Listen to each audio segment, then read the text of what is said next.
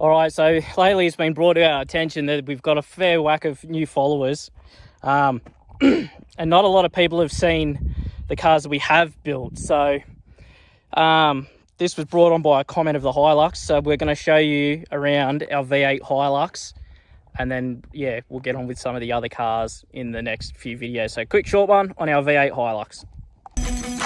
Yeah, I'm the one to get it, bro. I swear to God I'll get it, bro. Hey, I ain't never giving up.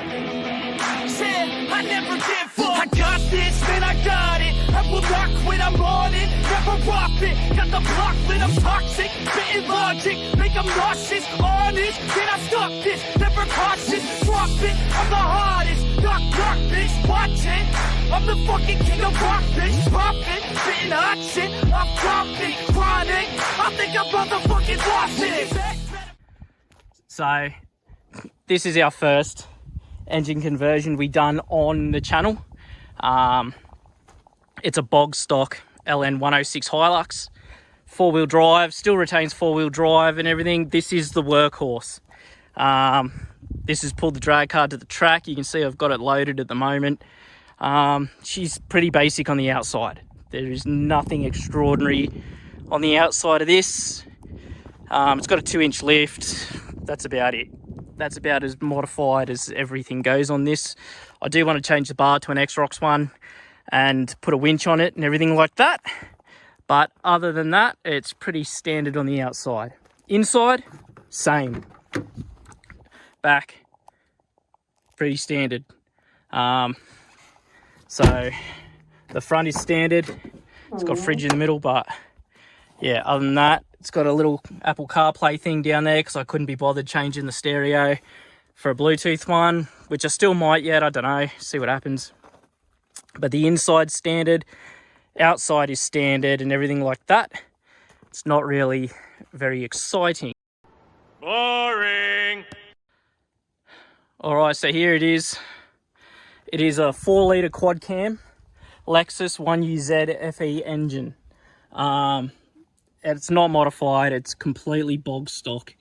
And yeah, it's got a rising rate fuel regulator, catch can, all the usual perks, inline air filter here.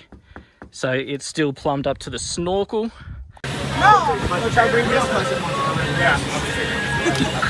It's running standard manifolds on it. I did want to put extractors on there, but there's just no room to play in this thing. So there's not even any room really between the head and the firewall, as you can see. Although I did back this with a 3-inch exhaust underneath. Let me try and climb under it. You'll have to bear with me, my ribs are sore. So there's one side there, comes along, the other side sweeps under the box, and then it comes into a high flow cat, a hot dog, and then there's a muffler box at the back here, which you can see there, and then it just dumps down to the ground. So there's nothing flash there, though. I am going to put a silencer in this because, yeah, the Rozzers do like to have a look. They don't pin me or anything, but they do like to have a look. But, yeah, so all I did was match the pipe work up to the throttle body, so that's all the same size. Mass airflow meters in there and everything. And then, yeah, I do have a supercharger for this. Sorry, my voice is going a bit. How you going? I've got an Eden M90 that's going to go on this. I've got another manifold here that I'm going to cut. I've got a plate CNC'd. I'm going to put that on, and then yeah, I'll bolt the supercharger and everything on it, and then eventually I'll make some pulleys and brackets for down in here, because you can see the crank there. There's not a lot of room. I am hoping to move this fan to the front somehow. There looks to be some room down there. I don't know if you can see down in there. There is some room there for a fan or a couple of fans. So I'm going to try and do that eventually. And that'll free up some room down here to put the supercharger on. If you watch a previous episode, here's my steel neck. I still haven't replaced it because it's still rubbing on there. But I'm going to take that off eventually and bring it out a bit, so it's not rubbing on the casing. It's only just rubbing on there, so I'm not overly fast. But yeah, I will change that. And I'll put this cover back on too. I haven't done that yet. But yeah, that's the engine side of things and the exhaust side of things. The gearbox in it is an A340. It came with the Lexus engine, but it is backed with a surf transfer case. So there is a way of joining these two. There's like a coupling in between them. Some have 27 spline shaft, some have a 25 spline shaft. You can get little like joiners to do both.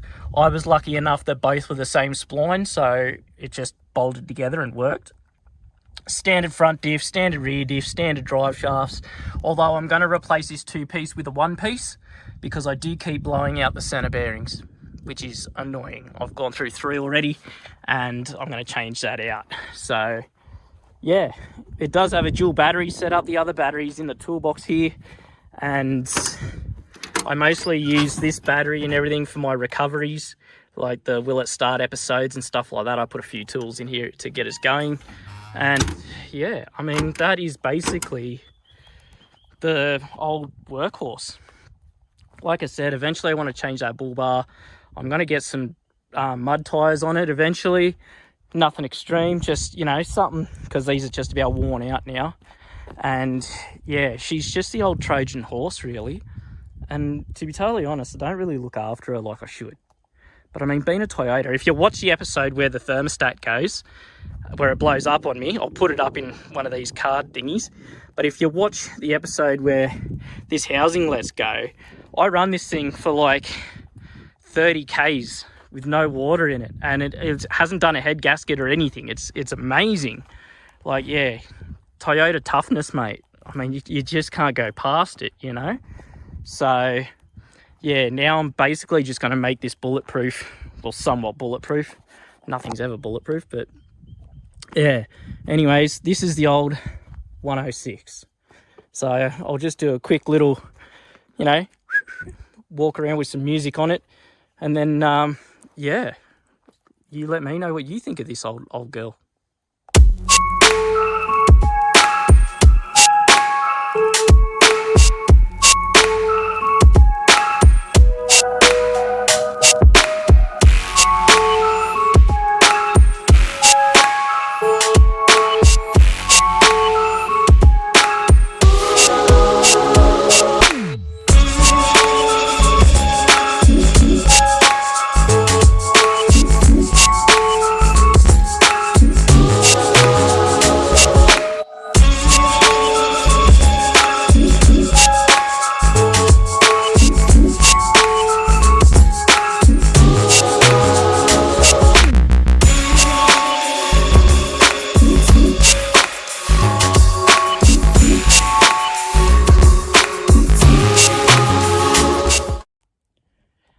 All right, so there you go. There's the walkthrough of the V8 Hilux. That's one car we've got.